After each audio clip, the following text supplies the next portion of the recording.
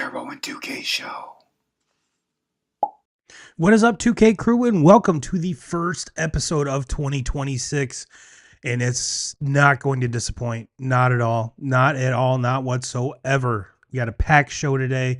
We're talking college football. We're talking NFL. We've got a lot on the table, and we've got the Bucks and Panthers getting ready to kick off here. Probably about in a it's probably about an hour or so. So yeah, when that comes on, we'll be talking about that. So everyone get locked in. Get locked in. Before we do get started, I just want to say thank you to all you guys and gals in the 2K crew that made 2025 our best year yet. We had more views, more downloads than any other year. So thank you so much from the bottom of my heart. And for that, and just for if you guys and gals are new, we're live on Twitter, we're live on Facebook, and we're live on YouTube. So wherever you're watching this from, if you're watching live, go ahead and hit that like button. YouTube, hit the subscribe button, hit the bell to get notified every time we go live. And for those of you that are on the audio side, the true OGs of the Turbo and 2K show, whether you have us in your ears on the treadmill or in the car, thank you so much. And I don't know if you know this, but if you're a Spotify listener, you can actually watch the show on Spotify. How cool is that? How cool is that? But yeah, we've got, like I said, we got a packed show. We've got, as always, Turbo's power rankings. I've got picks. I've got tweets. I've got news. So let's get into it. As always, we start with some news, and we might as well get this one out of the way because it really doesn't fit kind of the mantra of the show, but it is something that I did want to bring up. This is a tweet from Fox Sports MLB. Anthony Rendon's time with the Angels has come to an end, per Sam Bloom. And I have to say that if you are an Angels fan, which here in Michigan there aren't a lot of them, I do know a few people that are Mike Trout fans and were Shohei Ohtani fans when he was there. But as far as like being an actual Angels fan, I don't think I've met one in person, but I do know you exist. You have to be excited about this. I mean, this guy was a drain on your team for pretty much his whole time there. It's come out that he doesn't like playing baseball. He doesn't even like any part of it, except the money, I'm sure. So these phantom injuries or injuries have kept him off the field the vast majority of that contract. And to kind of back that up, this is from Dan Clark. Anthony Rendon has more home runs, 34, and RBIs, 126, in his final season with the Nationals than he did in 7 seasons with the Angels, 22 home runs and 125 RBIs. That is absolutely insane. Now, I know there was the vast majority of that was injury related. How much you want to believe in that, I'm not too sure. But if you're an Angels fan, I'm sure you are not sad to see Rendon leave, and just open up a spot for one of the young kids in that organization. I'm sure that's kind of where they were going with it. And at this point, they're like, you know what, we'll pay him to leave. You know, one of that the old adage, addition by subtraction. So, like I said, that one really didn't fit the mantra. So I figured, what the heck, we will start off the show with that. Another one here. This one does kind of fit in. This is from Tyler Horka. Marcus Freeman is locked in with Notre Dame. Earlier that day, he tweeted, 2026, run it back, go Irish. And this was, I didn't, to be honest with you, I really didn't think the whole Marcus Freeman to the NFL had much legs to it. And apparently it did. Excuse me. The Titans and the Giants were very, very interested in Coach Freeman's services, and I didn't really take it that seriously, but it was. So, Coach Freeman, thank you for coming back, and I'm sure your new contract extension is well deserved, and we will see you in 2026 and beyond, my friend. Glad you're staying in South Bend. Let's see here. I think everything else kind of fits in with Oh, here we go.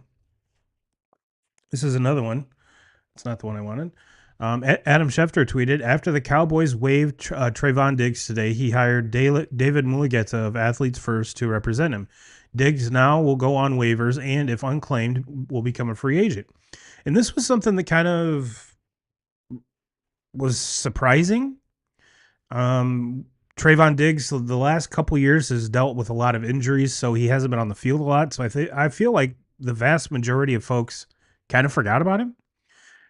He had that great rookie in, I believe, second year, and where he was just a ball hawk and had interceptions galore, and then just kind of fell off because of injuries. So he gets waived by the Cowboys, and indeed was picked up off waivers by the Green Bay Packers. He's joining Micah Parsons, his ex teammate and now new teammate, re-teammate, however you want to frame that. But they're together in Green Bay now. The kind of the surprising part about that was Green Bay claimed him off waivers, meaning they have to pay the remaining salary of this year and what's ever left on his contract. Where if he would have cleared waivers, they could have signed him to a vet minimum, which is a whole lot less expensive, but he would have had to clear waivers for all the rest of the team. So they figured, what the hell? Let's go ahead and grab him. Now, is this going to make a vast difference on that Green Bay defense? I don't even know how much he's going to play prior to. Well, from what I hear, he's not going to be playing at all, if any, this week. So it's a load up for the playoffs type thing. And with this Green Bay defense, I mean, it started out great and then has just kind of dwindled, just like the rest of the team. So Dallas, is this instead of Green Bay, are we going to start calling this team North Dallas? I mean, it seems to be the case here. And if you remember, that Dallas defense at one point with Micah Parsons, with Trayvon Diggs healthy, was a very, very good defense under Dan Quinn. Since Dan Quinn has left, that's been a whole different ball of wax over there. So they haven't been as good. So is it worth it? You know, time will tell. Time will tell. But you might be thinking, like, what was kind of what led to this? And this is from Jordan Schultz. My understanding of the Trayvon Diggs situation is this. After the Cowboys finished their Christmas game versus the Commanders, Diggs requested with head coach Brian Schottenheimer to stay in Washington for the holiday since he's from the area and his family stays there. Players often ask for and are usually granted additional family time during the holidays if the schedule makes sense. Dallas played Thursday. Schotty denied the request. Diggs again said he wanted to be with his family and that if he went back to Dallas, he'd just be flying right back on the first flight out, especially with players having several days off. The team vehemently denied his request again, and then today the team released him. Diggs is healthy and ready to join a new team for the playoffs. And like I said, that new team is indeed the Green Bay Packers. So we shall see moving forward how this affects the Packers, affects that defense. But definitely kind of a weird turn of events there. Definitely, not. I don't think any of us had that on our bingo card for sure. So yeah, just something else to keep an eye on. Something else to keep an eye on. Well, I think that's all the news I have here. So let's jump into some college football, shall we? Let's jump into some college football. And man, oh man, what a playoff week! What a playoff week! It was. Some of the results were a little like, whoa, and some were like, wow, and some were, yep. So start off the weekend, we had Miami, Ohio State, and this was one that I was completely shocked with. I figured Ohio State, having that, granted it was it opened up at 9.5 points. Ohio State was favored, and they lose by 10. They lose 24-14. And this game, it didn't even feel close. It did. I mean, granted, for the vast majority of the fourth quarter, it was a 7-point game, but it seemed like whenever Ohio State would jab, Miami would just come back over the top with a right hook. Since Cristobal had this team ready, and I'm not 100% sure if we can kind of throw this on Ryan Day in the play calling, but I think that has a little bit to do with it. And you might be saying to yourself, "Well, Turbo, he's called plays in the past."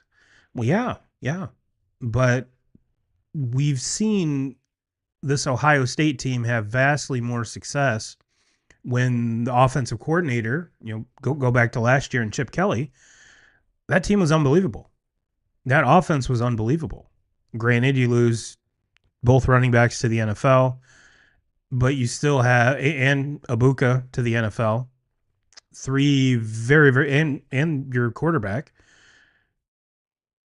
So there were definitely a lot of holes to fill, but you still have Tate, you still have number 4, and in a quarterback that seemed to be maturing throughout the season, and then basically hit the Big Ten title game, and this was a continuation of that. I guess you could call it a limp. They were so dominant throughout the regular season, and then kind of went kaput. And there's a lot of people since this game saying, Ohio State is just nothing but a fraud. They didn't play hardly anybody. And this is something, as a Notre Dame fan, I'm sitting back going, everyone's looking at Notre Dame's schedule saying, who did you play? You guys didn't play anybody. Who did you play? You could say the same thing for Ohio State. They hardly played anybody. So does that make them frauds? No. But when you're making the argument against Notre Dame saying, well, who did you play? Who did you play? Well, Notre Dame did not play a D2 school at all. Ohio State did. A lot of these teams did. So when we're looking at this, take a deeper look into to see how your team and what their schedule was. And I think you'll find out that there's not a lot of discrepancies between a Notre Dame schedule and insert Big Ten team, insert SEC team, which will bookmark that SEC team here. So that was New Year's Eve. That was New Year's Eve. We were bringing in the new year with an awesome game, a very awesome game, only to have the first game of the day on New Year's Day. Was that the Oregon Texas Tech? Yes, Oregon Texas Tech. And man, this Oregon team, I took them. Did I? No, I did not.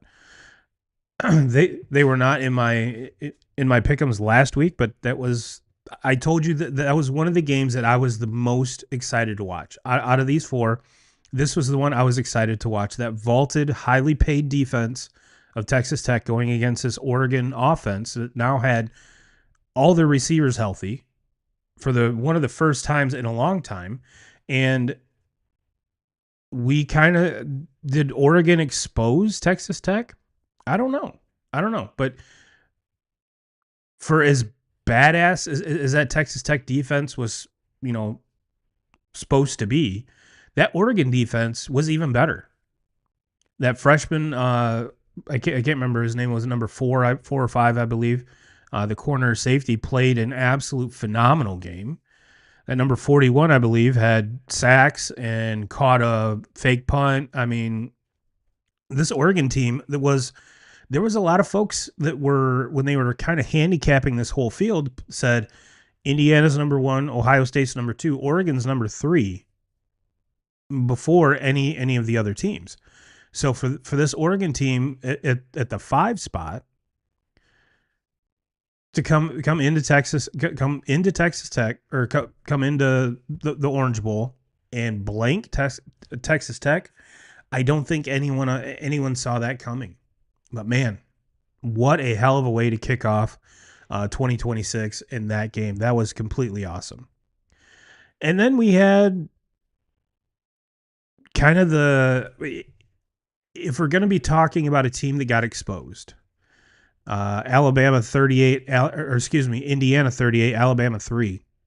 This Indiana team, I think, not only exposed Alabama and all of their flaws, and this was the game at the Rose Bowl that was supposed to be a monsoon. And thankfully, the weather kind of held off, and we got to see a really, really good football game.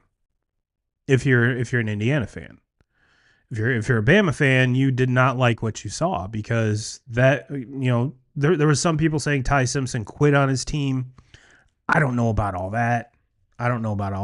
But this Indiana team put to bed a lot of the naysayers, a lot of the people that didn't believe in this team because they were good last year. They didn't play anybody, and then once they played someone, they got beat.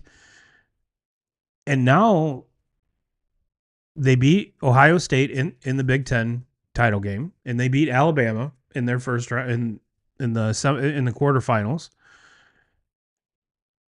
And this team is hitting on all cylinders. The run game, the pass game, the defense, everything. Cignetti has these boys just buzzing around. And I saw a stat that said that Indiana is the oldest roster on average for any of these teams. So you talk about maturity, how to handle your business. I think Cignetti has the right mix of dudes in there, which is showing on the field. So yes, I'll be one of the first people to say I was not completely sold in on this Indiana team, and after demoralizing Alabama, sign me up. I'm all on board. I am all on board. So yeah, Indiana just smashes Alabama 38-3, and then the Sugar Bowl. What a fucking game! What a game! The only gripe you could have with this game is if you bet the under, and that under, I guarantee you, was smashed. Just smashed. Ole Miss 39, Georgia 34. And when this whole thing started, remember, rewind. I told you, I said, what? I mean, this is weeks ago. What an amazing story it would be if this Ole Miss team makes a run without Lane Kiffin. Now, mind you, Lane Kiffin left because he wanted to go to LSU where he thought he could win a national championship. So Ole Miss team, I mean, granted, the defense isn't anything to speak of. But Trinidad, or Winidad, as he's known around some circles, what a dude. This time last year was playing for a D2 championship with Ferris State, is a Grand Rapids, Michigan resident, or that's where he's from, elevated to the biggest stage, the primetime stage in the final game of the college football quarterfinals. And I'll be the first one to admit, going into halftime, I'm like, oh, this Ole Miss team's done. This Ole Miss team is done. I just hope that they keep it within the 6.5 with the bet that I took. But man, you talk about there's 2 or 3 drives in this game that if you're an Ole Miss fan, you're going to be remembering forever. And this is a special group. A special group. You talk about just hard ass, and I mean, everything was stacked against these guys. Their coach is gone. A lot of the coaching staff left. They're left with just kind of bare bones, what was supposed to be, a Lane Kiffin-led charge into this college football playoff. And not only do they destroy Tulane in the first round, but they take Georgia out back and come out with a 39-34 win. That is just unbelievable. Unbelievable. There's really not a whole lot more to talk about. I mean, that is insane. And I for one, I'm with it. I love this team. I absolutely love this team. Now, before we kind of parlay into previewing the next round, we're going to save that for Thursday because obviously today is Saturday. We normally I normally do Thursday live shows, but with the Christmas Eve or Christmas Day, New Year's Day type thing, I pushed them back last week and then again this week. So we will have a show on Thursday where you'll get more up to date news info, and I will give my picks on Ole Miss, Miami, and Oregon, Indiana. And as it sits right now on January 3rd, we have IU a 4-point favorite and Miami a 3.5-point favorite. So we'll kind of keep an eye on that, see if it stays true, and kind of track that throughout this upcoming week. But with that said, let's get some reactions from around the Twitterverse about all of the games. And there is one thing that I want to hit on that pretty much every single pundit, I guess you could say, is, I'm not going to say banging on the door, but I think it's something that everyone needs to just kind of chill out on. So we'll get to that. We'll get to that. Let me know your thoughts on the quarterfinal games. Which one was your favorite?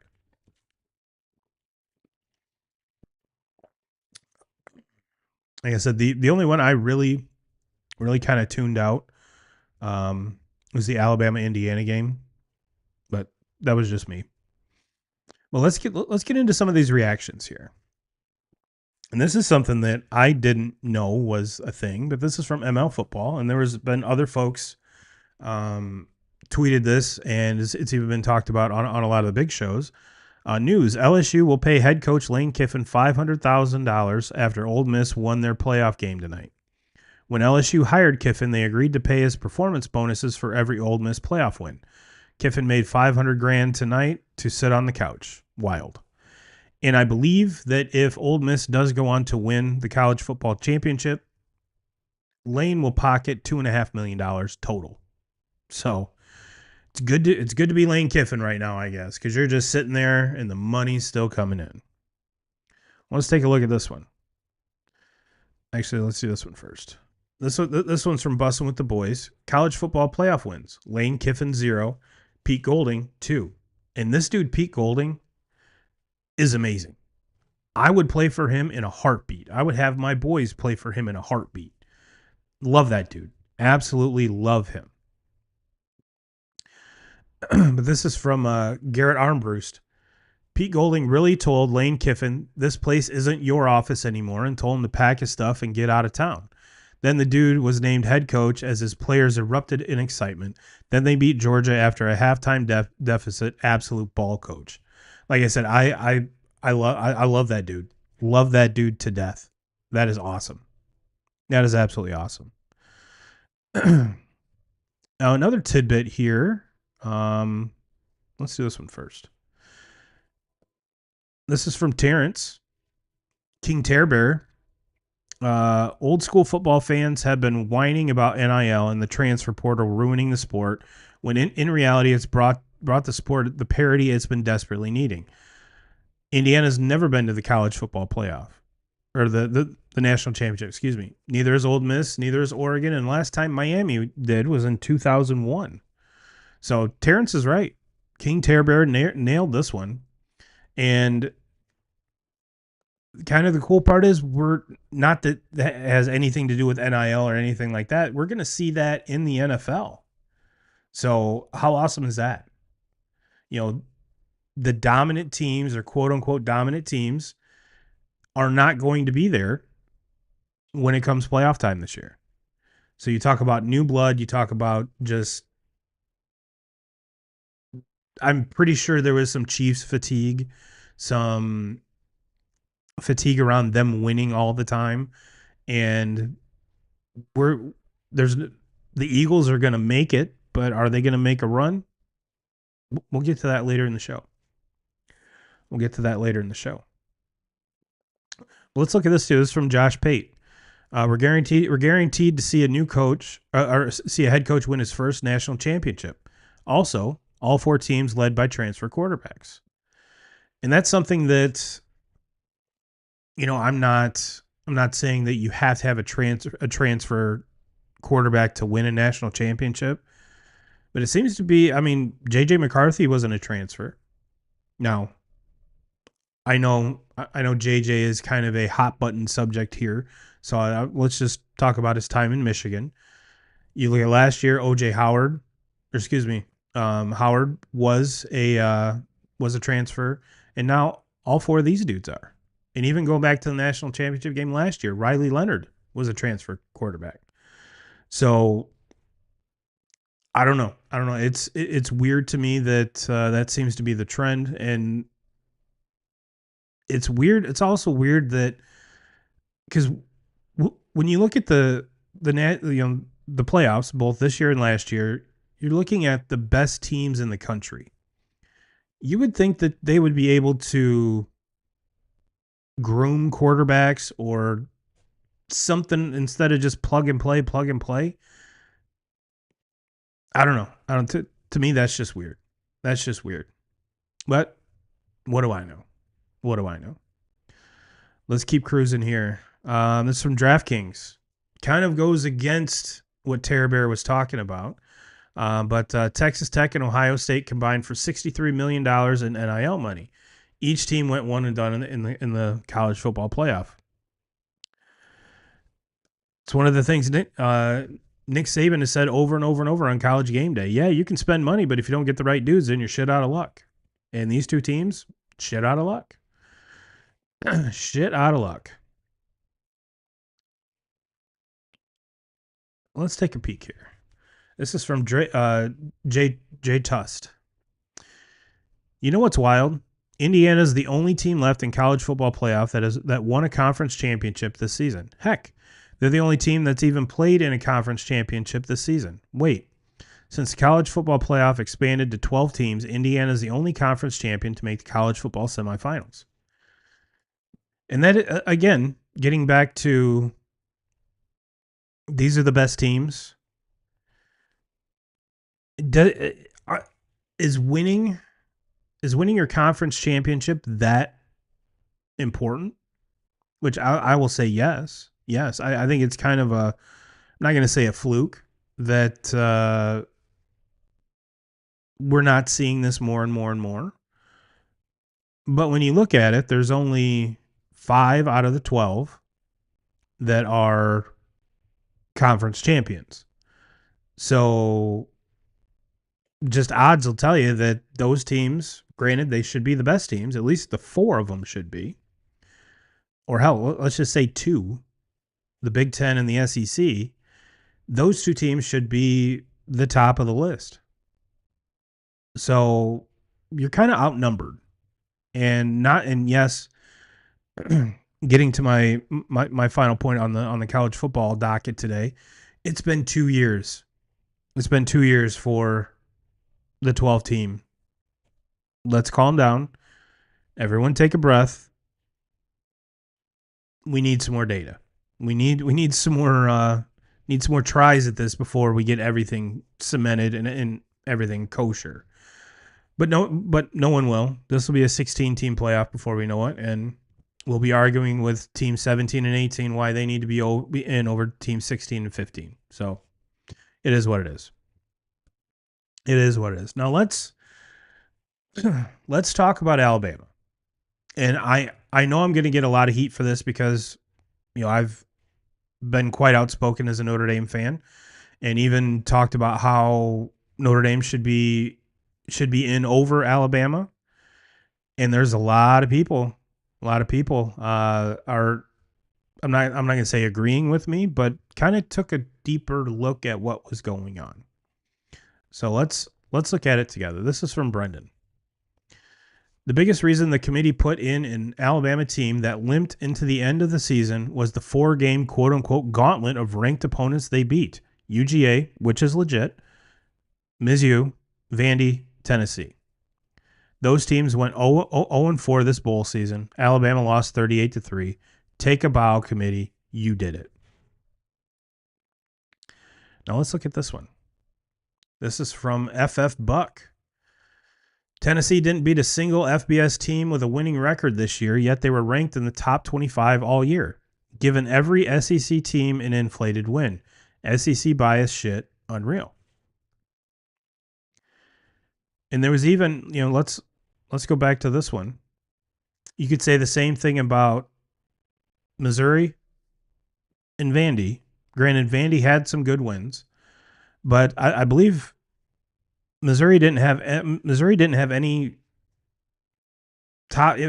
really good wins, but yet we're still ranked the vast majority of the season. So this 4-game quote unquote gauntlet was actually only one. If you want to sit down and think about it, you could make the argument for Vandy. I get that, but it wasn't the gauntlet that everyone was talking about. So that's one of the reasons why Notre Dame fans were so up in arms, was for stuff like this. And I can hear the comments already. Well, they're SEC teams, Turbo. You guys played bullshit teams. Okay. I have a feeling Navy would beat two, if not three, out of those 4 teams. 100%. And that's just the team that comes to my mind right off the top of the hat. So I can already hear the clamorings. I can hear your responses before you guys and gals even start your thumbs a rolling. So not gonna buy it. Not gonna buy it. That's all the stuff I have for college football. Now here's my main thing. Here's the thing. Is that if after the dust settled on New Year's Day, the whole Indiana is the only team that with a bye that's won in history. In history. Okay, this is the second year. Second year. So the teams this year that got the bye were Texas Tech, Indiana, Georgia, and Ohio State. Those bye teams went 1-3. Let's look at last year. Now, granted, the teams that got the bye, this was not their fault. This was not their fault. Arizona State, Oregon, Boise State, and Georgia. Only 2 of those teams really deserved the bye. In Oregon and Georgia. Boise State had no reason being number 3, and Arizona State had no reason being number 4. But remember back to last year where the top, like the Power 4 conferences, the winner of those conference championship games got the automatic bid and the automatic bye. So we fixed that because we saw Texas beat a very close game, Arizona State 39-31. Oregon gets beat 41-21. Ohio, which that Ohio State team last year had no business being an 8, but that was just the seeding. Penn State destroys Boise State, and Georgia and Notre Dame beat Georgia. So, for those of you that are saying that the bye week is bad, now I do think that there's way too much time between the conference championships and the start of the playoff. Yes, I 1000% believe that. If anything, there needs to be at the most 2 weeks, if not 1 week in between. Then we start, everything gets started, and then you could play the national championship game on New Year's Day. I think that would fix everything. So it doesn't matter if you get a bye. Now, if you did that, do I think it would be cool for the quarterfinals to have a home game rather than a neutral field? Absolutely. So this is the second year. Everyone kind of chill out with the whole, you really don't want to buy, you really don't. Let's fix the timing of this, and then the buy will make more sense. So I'm not saying the buy is wrong to have. I just think that there's not enough data here to kind of say, nope, you absolutely don't want the buy. Let's fix the whole schedule so that the buy makes more sense. And then I think you'll see a lot more of these teams with the buy have more success. So that's kind of my thing. And for all these, commentators and everyone else saying, well, Indiana's the only team that's ever won their game off the bye. Yeah. Yeah. But you got to remember 2 years ago or last year, there was two teams that had no business having a bye, period. So let's calm down. Let's calm down on that. All right, 2K crew, let's get into some power rankings. Let's read. And this was a segment that I thought would be a quick, easy, kind of just easy thing. And it really hasn't, because and looking back at it, I'm really glad we didn't do a Survivor League, because that would have been almost impossible. There isn't a number one powerhouse team. Every single team that I'm going to give you, I could say they're really good, but this team is dominant, but I really love this team, but excuse me. Let's take a recap of last week. I had Rams 5, Texans 4, Seahawks 3, Pats 2, Bills 1. And there's been some shakeups. There's been quite a few shakeups. In there. Let's start with number 5. The Bills went from 1 to 5. And like I talked about last week, the only reason they're even on the top 5 is Josh Allen. That is the only reason. The only reason. Number 4, I got the Pats. And if you want to make an argument about, the Pats are really good, but they played the worst schedule since like 1970. So they haven't played a whole lot of good teams. So yes, their record's going to be really good. Do I think this team is good? Yes, but I need to see it against really good really good teams, because we haven't. The Bills, they're really good, but that defense is terrible. Absolutely terrible. Number 3, I got the Texans up at number 3. And the Texans are really good, but do you believe in CJ Stroud? Do you believe in that offense? The defense is the best we've seen in a long, long time. And I think at this time of year, going against really good teams, this defense is going to shine, and they're going to keep them in every single game in the playoffs. But do you trust the offense? Number 2, I put the Niners up here. The Niners are playing some of the best football, especially on the offensive side, that we're seeing in the entire NFL. But their defense is terrible. Absolutely terrible. And it's because they've lost the vast majority of their pass rush. They've lost a lot of people, but they've been doing this all season. And if they win this weekend, they get the number 1 seed in the NFL, or excuse me, in the NFC, which is crazy to think about, considering no Bosa, especially no Bosa, and a lot of the other players that have been dinged up, including Brock Purdy, including George Kittle.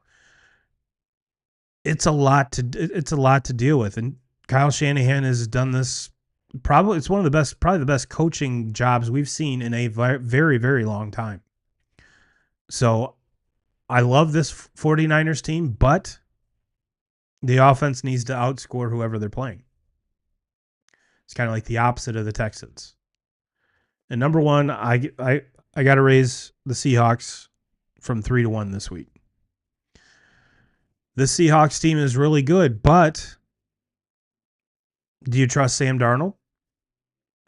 We saw him fall apart last year. Is he going to get over the hump this year? I don't know. The defense is very, very good. Offense is very, very good.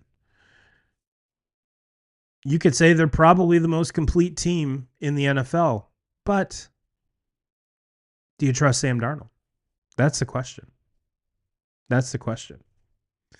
And again, to do a little recap of honorable mentions, I got if I had to put six teams here, the Jags would be 6. The Jags are really good, but do you trust Trevor Lawrence? The past 4 to 6 weeks, he's been very, very good. But when it comes to crunch time, do you trust him? I don't know. I don't know. Denver. Denver's really good, but do you trust Bo Nix? And do you trust this defense that's kind of, I'm not going to say getting exposed as the season's gone on, but has not played as well as everyone expected them in what they showed early in the season? The Chargers. The Chargers are really good, but that offensive line is absolutely terrible. Absolutely terrible. The Eagles. The Eagles, I'm not even going to say are really good. They're okay. They're going to win. They've already clinched. But the defense is getting better. The offense is okay. Not buying it. Not buying it. So those are my honorable mentions. Let's get into our pick segment here. Let me hide these since I'm a moron. All right. For those of you that do not know, this is the pick segment that I call Paycheck and Onions. I give you 3 games to sprinkle on, then I give you a paycheck pick where that is my most confident pick of the week, aka bet your paycheck. Please don't do that. That is not gambling advice. And the Onions pick, which is the ballsiest pick of the week. And as you can see right here, after last week where we went 2-3 last week, we're 39-31 since we started this segment. So 8 units up still. Not bad at all. Not bad at all. So let's get into one sprinkle here. Cowboys go to the Giants, laying 3.5. Give me that. This Giants team is terrible, and you would think that they, even though all these guys are professionals, all these guys make a paycheck, we want to put plays on film. The number 1 overall pick is in play here for the Giants. So yeah, give me, even though it's in New York, give me the Cowboys over the Giants minus 3.5. This game actually has some meat to it. Ravens at Steelers. I believe this is for the AFC North. Yes, Lamar's practiced. Lamar says he's a go. I just trust the Steelers team at home just a little bit more. And if you're giving me 3.5 points, I'll take it. So give me Steelers plus 3.5 over the Ravens. And one that pretty much has nothing to do, or there's really nothing really to play for. Colts at Texans. I'll take the Texans minus 10.5. Indy's done. They've been done for a while. Phillip Rivers experiment, although entertaining to watch, was definitely not a successful venture. Let's put it that way. But for those of us that are over 40, I enjoyed seeing it, dude. Enjoyed it immensely. Paycheck pick. I'll take the Lions plus 3.5 over the Bears in Chicago. This is one of those games that, Bears are favored by 3.5. Dan Campbell will do something to get this team on the right side and bring home a win. It's just that type of game. And I did see that all the Lions guys, starters, will be playing. So it gives me even more, especially if you're giving me points. Yep, give me Lions plus 3.5. In the Onions game, the ballsiest pick of the week. This one does have some implications. Saints go down to Atlanta. Give me the Saints plus 3.5. Tyler Shuck has looked amazing, folks. Has looked very good. Very, very good. I don't know who this Falcons team is. You could say the same thing with the Saints, but 2 kind of crappy teams. But if you're giving me points, I will take the Saints plus 3.5. So quick recap: Cowboys minus 3.5, Steelers plus 3.5, Texans minus 10.5, Paycheck pick Lions plus 3.5, and the Onions pick the Saints plus 3.5. So yeah, hopefully that 8 unit cushion there will increase when we meet on Thursday. So speaking and you notice there weren't any of the college football playoff games in there because, like I said, next Thursday I'll give you my picks there, and both of those will be in the Paycheck and Onions portion of the show. So you will get my picks kind of early. I'm not gonna wait till the end like some folks do. Let's take a peek at the NFL, shall we? Let's take a peek at the NFL. Let's go over the standings here. I believe the AFC North and the NFC South still have yet to be clinched. Everything else is clinched. AFC East, Pats won that division. Bills have won, or Bills get a wild card. AFC North, like I said, Steelers, Ravens. That will go. Whoever wins that game will win the division. NFC South, the Jags have already buttoned that up, as well as the Texans securing a wild card spot. AFC West, Broncos have clinched. The Chargers have clinched wild card spot, and NFC Philly has won that division. NFC North, the Bears have clinched. Bears have won the division. Green Bay has a holds a wild card spot. NFC South still up for grabs, like we talked about. In the NFC West, the Seahawks have won the division. No, excuse me. Seahawks, 49ers, and Rams have all clinched. So that's kind of where everyone's set. Everyone's sitting. The games this week will determine 2 division winners, but everything else is just for seeding. So, which kind of made the pick segment a little hard because you never know who's going to be playing for these teams that have clinched or have nothing really to play for. And if they do play, how long? How long are they going to play? So let's take a cruise down the slate here. We talked about Saints at New Orleans at Atlanta. We talked about that one. Cleveland at Cincinnati. Cincinnati 7.5-point favorite. Again, kind of the only thing really to watch here is, does Myles Garrett get a sack? And I think historically saying, with as bad as this offensive line is in Cincinnati, that's not going to be if, but when and how many. So he could set the record and extend it probably easily. And yeah, that's a line that I'm not even going to touch because neither one of those teams are playing for anything. Green Bay at Minnesota. Minnesota's a 10-point favorite just because Green Bay's playing nobody.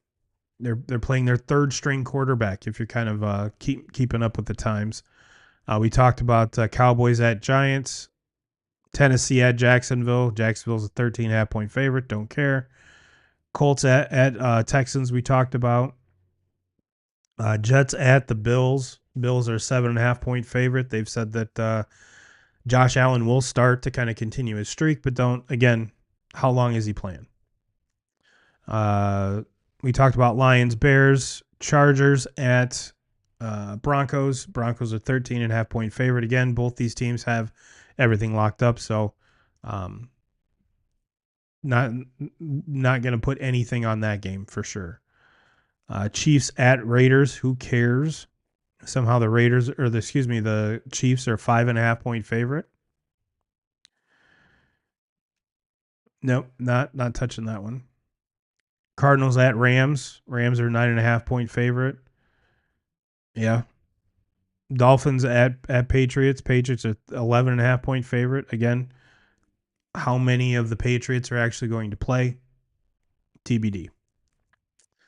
Let's see. Commanders at Eagles. Eagles 4.5-point favorite. Commanders are done. They've been done for a while. So for the line to only be 4.5, I wonder, how many of the Eagles players are going to be playing. And Sunday night, Baltimore at Pittsburgh might be the best game on Sunday. Like I said, we've got Carolina at Tampa coming up here in just a few minutes. Tonight, and Seattle at San Francisco. Nightcap tonight. Seattle 2.5-point favorite. Tampa 3-point favorite in those games. So, all that being said, they're like we talked about early in the show. There isn't that one dominant team that you could just hang your hat on and say, "Yep, that's the team." That's the team that's just gonna. It's a foregone conclusion. Team X is going to the Super Bowl. There really isn't that team on either side, whether AFC or NFC. AFC is even more kind of muddy because, like we talked about, this team's really good, but and those butts are big butts. Like their defense can't stop anybody. Do you trust their offense? It's not, oh, their wide receivers are a little banged up. Or the right tackle is out and now there's a rookie replacing him. That's not the granted, those are problems that teams have, but if you take those problems and compare them to the defense can't stop anybody, I have a feeling you take the smaller problem rather than the whole defense being just shit. So I wanted to look at the Super Bowl odds here. And I everything's kind of playing out exactly how I thought it would. Seattle is your betting favorite at plus 500, followed by the Rams at plus 550. I still think the Rams are the best team in the NFL, even though, like I said, they fell out of my my top 5 this week, and they're from what I've heard, Devontae Adams should be back, and a lot of their banged up people should be back for the playoffs. So we'll get to see this team as full force as we've seen them for a little bit. So that just gives me a little bit more kind of oomph, confidence, if you will, in my Rams pick. Followed by the Broncos at plus 750, Eagles plus 950, not at all. Bills plus 1,000, Pats plus 1,100, which is weird considering they record wise have the best record or a better record than a lot of these teams ahead of them. But it gets into that, who have they played? We haven't seen them play really good teams.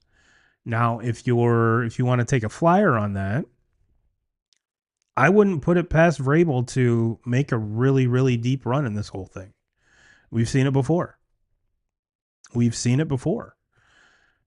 Niners plus 1,100, Texans plus 1,200, Jacksonville plus 1,300, and then it kind of drops off a little bit more staggeringly, or significantly. I don't know where the hell my mind is right now, but you kind of get the picture. All of the buts. I think you're seeing him play out here. We didn't do the Rams, but the Rams are a really good team, but they're banged up. If their guys are back for the playoffs, then this team takes a huge step forward. And I think that's why you see the betting odds being what they are. I'm not buying the Broncos at the third best or the Eagles at fourth best, but it is what it is. I mean, with Buffalo being 5, I trust Josh Allen way more than Jalen Hurts, way more than Bo Nix. And on top of that, way more than Sam Darnold. But there's always a but. This is the worst Buffalo Bills team, and we've talked about it ad nauseum that they've had in the most, in their recent history here. So they have the easiest path because Mahomes is out, because Burrow's not there, the possibility of Lamar not being there. But he doesn't have the horses around him like he did prior. So it is what it is. It is what it is. I think that's all I got for you here, 2K crew. That is indeed. That is indeed. Well, like I said, Thursday, regular scheduled program, 8 o'clock Eastern. We'll be diving into the first round of the playoffs for the NFL, and we're going to be talking about the semifinals for the college football playoff. You'll get my picks. You'll get. I'll even project who's going to win. So yeah, tune in for that. We will see you Thursday, 8 p.m. And again, from here on out, Thursday, 8 p.m. Regularly scheduled programming, if you will. But yeah, until that, everyone have a great weekend. Rest of your weekend. Have a great week. And I will see you next time. And as always, Jim Rome, we're coming for you.